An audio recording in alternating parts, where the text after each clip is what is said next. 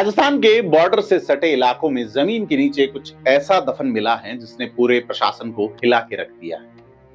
150 करोड़ रुपए से ज्यादा की संदिग्ध जमीन डील्स, 170 रजिस्ट्रियों में गायब पैन कार्ड और करोड़ों का कैश लेन देन, यह सब पाकिस्तान की सीमा से सटे जिलों में हो रहा है। और अब खुद केंद्रीय गृह मंत्री अमित शाह ने आयकर विभाग को निर्देश दिए और इस पूरे नेटवर्क पे छापा मारा गया है। आखिर बॉर्डर की जमीन में यह ब्लैक मनी आ कहां से रही है, पूरी बात समझेंगे आज की इस रिपोर्ट में। नमस्कार दोस्तों, मैं प्रदीप हूं, आप थिंक 360 देख रहे हैं। तो आज की स्टोरी सीधा राजस्थान की बॉर्डर सिक्योरिटी और इकोनॉमिकल क्राइम से जुड़ी है। हम आपको बताएंगे कि छापेमारी कहां कहां हुई, क्या क्या मिला, आयकर विभाग का आगे का प्लान ऑफ एक्शन क्या है और आखिर बॉर्डर एरिया की जमीन में ये ब्लैक मनी क्यों निवेश हो रही है। वीडियो पूरा देखिएगा ताकि ये मामला आपके समझ में आ सके, क्योंकि मसला आर्थिक अपराध मात्र से नहीं, राष्ट्रीय सुरक्षा से भी जुड़ा हुआ है। तो इस पूरी कार्रवाई की जड़ में जाएं तो रिपोर्ट ये कहती है कि राजस्थान के सीमावर्ती जिलों में अवैध फंडिंग, बेनामी संपत्तियां और ब्लैक मनी को लेकर आयकर विभाग ने बड़ी कार्रवाई की है। ये पूरी कार्रवाई खुद केंद्रीय गृह मंत्री अमित शाह के निर्देश के बाद शुरू हुई है। आयकर विभाग की विशेष शाखा इंटेलिजेंस एंड क्रिमिनल इन्वेस्टिगेशन यानी INCI विंग जो है, उसने श्रीगंगानगर और जैसलमेर के रजिस्ट्रार कार्यालयों में एक साथ छापेमारी की है। और इस कार्रवाई में टीम ने करीब 150 करोड़ रुपए से ज्यादा की संदिग्ध भूमि के सौदों का रिकॉर्ड जब्त किया है। ये खबर फैलने के बाद सीमावर्ती इलाके में जो सक्रिय बिल्डर हैं, इन्वेस्टर हैं, प्रॉपर्टी डीलर हैं, उनमें हड़कंप मच गया। दिलचस्प बात यह भी है कि इससे पहले गृह मंत्रालय के निर्देश पे आयकर विभाग की टीमों ने बाड़मेर और बीकानेर में भी इसी तरह की कार्रवाई की थी, लेकिन उसकी भनक किसी को लगने नहीं दी गई थी। यानी यह कोई अचानक की गई छापेमारी नहीं, बल्कि एक सुनियोजित और चरणबद्ध राष्ट्रव्यापी अभियान का हिस्सा लगती है, जिसे अब श्रीगंगानगर और जैसलमेर तक बढ़ाया गया है। यानी बीकानेर और उधर पहले हो चुकी, अब जैसलमेर गंगानगर भी। तो हुआ क्या है कि अगर बात करें श्रीगंगानगर की, जहां जांच की शुरुआत एक बड़े सुराग से होती है।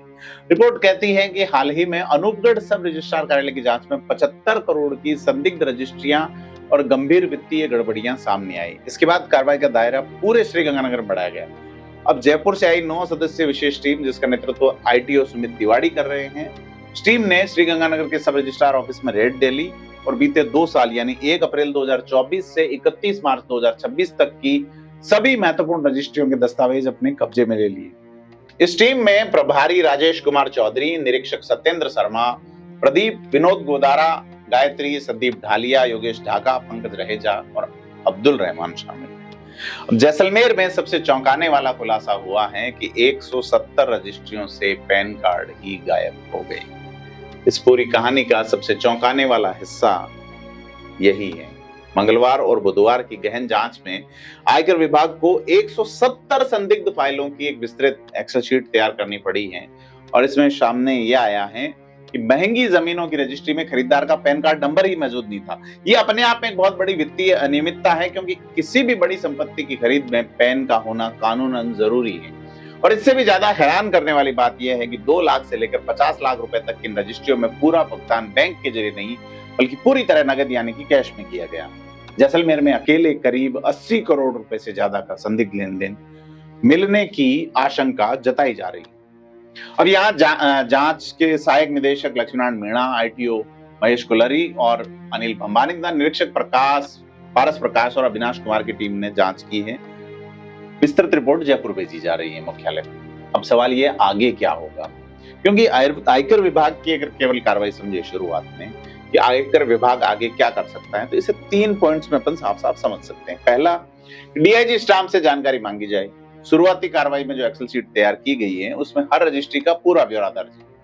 अब फाइलों की मूल कॉपियां हासिल करने के लिए आयकर विभाग DIG स्टाम्प को एक औपचारिक पत्र लिखेगा और इसकी पूरी रिपोर्ट जयपुर मुख्यालय को भेजी जा रही है।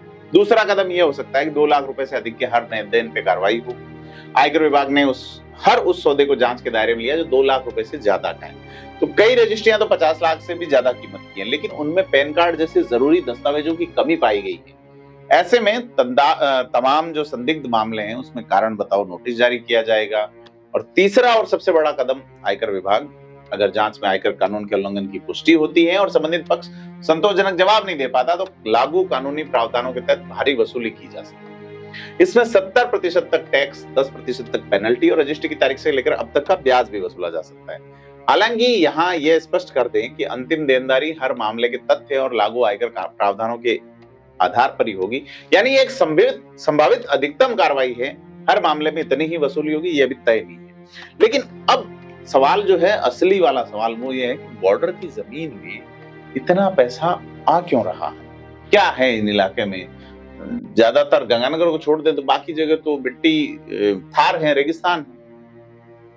तो ये सबसे गंभीर और चिंताजनक पहलू है कि आखिर ये मामला सिर्फ टैक्स चोरी का है या इससे कहीं बड़ा।